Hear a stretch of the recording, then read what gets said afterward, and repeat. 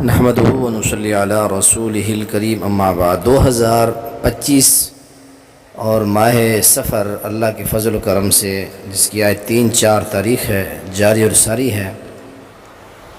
سفر کا معنی ہوتا ہے خالی ہونا۔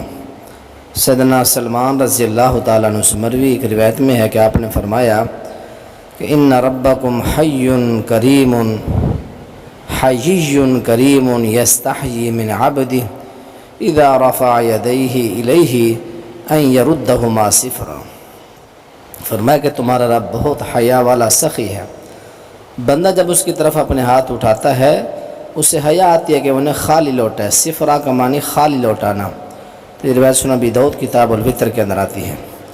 تو ماہ سفر کا معنی خالی جو ہے کیا جاتا ہے تو اس کی وجہ تسمیہ اس میں عموماً لوگ جنگوں تجارتی سفروں سے اپنے گھروں سے نکل کھڑے ہوتے تھے اور ان کے گھر جو ہوتے وہ خالی پڑے رہتے تھے۔ یہ جنگوں میں سفروں میں تجارتوں میں نکل جایا کرتے تھے، اس لیے اس مہینے کو سفر کہتے ہیں۔ خالی ان کے گھر پڑے رہتے ہیں۔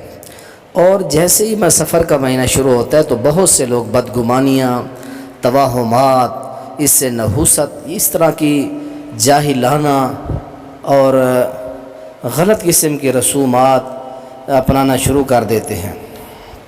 مثال کے طور پر کہتے ہیں کہ ماہ سفر، اس سے بدشگونی لیتے ہیں۔ یعنی بدشگونی کا مطلب یہ ہوتا ہے کہ کسی چیز کو خیر و برکت سے خالی سمجھنا۔ تو اس لیے بعض ضعیف العقیدہ لوگ دور جہلیت کی طرح آج بھی ماہ سفر سے بدشگونی لیتے ہیں۔ اس میں کسی قسم کا کاروبار نہیں کرتے، کاروبار کی ابتدا نہیں کرتے، اس میں شادی بیاہ نہیں کرتے، لڑکیوں کو رخصت نہیں کرتے۔ اس قسم کے بہت سارے کام ہیں جن سے لوگ پرہیز کرتے ہیں، جبکہ یہ بہت بڑی جہالت ہے۔ ماہ سفر سے بدشگونی لینے کی وجہ یہ ہے کہ حدیث بیان کی جاتی ہے کہ واقعہ بیان کیا جاتا ہے کہ سفر کے اندر پہلی وجہ جو ہے وہ کہتے ہیں کہ اس مہینے میں بلاؤں اور آفات اور دیگر شر اور فتن کا نزول ہوتا ہے۔ اور ایک نے اپنی کتاب میں یہاں تک لکھ مارا کہ یہ مہینہ نزول بلا کا مہینہ کہلاتا ہے۔ پورے سال میں 10,80,000 بلائیں یا مصیبتیں دنیا میں انسانوں پر نازل ہوتی ہیں، اور اس مہینے میں 9,20,000 خاص ماہ سفر میں نازل ہوتی ہیں۔ اور ایک روایت بیان کی جاتی ہے کہ نبی علیہ السلام نے فرمایا کہ جو کوئی مجھے سفر کا مہینہ گزر جانے کی خبر دے گا میں اسے جنت میں جانے کی بشارت دوں گا۔ کتاب کا نام ہے دوران سال 12 ماہ کی نفلی عبادت، صفحہ نمبر 33 ہے۔ تو یہ جو روایت ہے اس کے بارے میں علماء فرماتے ہیں کہ بالکل من گھڑت ہے، جیسا کہ مولا علی قاری رحمۃ اللہ علیہ فرماتے ہیں لا اصل لہ، اس کی کوئی اصل نہیں ہے۔ الموضوعات الکبریٰ، اور اسی طرح قاضی شوکانی رحمۃ اللہ علیہ فرماتے ہیں کہ علامہ صنعانی اور عراقی فرماتے ہیں کہ یہ روایت جو ہے یہ موضوع روایت ہے۔ فوائد المجموعہ کے اندر جلد 1 صفحہ 438 پر وہ فرماتے ہیں۔ تو یہ روایت ضعیف ہے۔ اس طرح فرمایا کہ لیس منا من تطیر، جو بدشگونی سفر کو منحوس سمجھتا ہے کسی اور چیز کو، وہ ہم میں سے نہیں ہے۔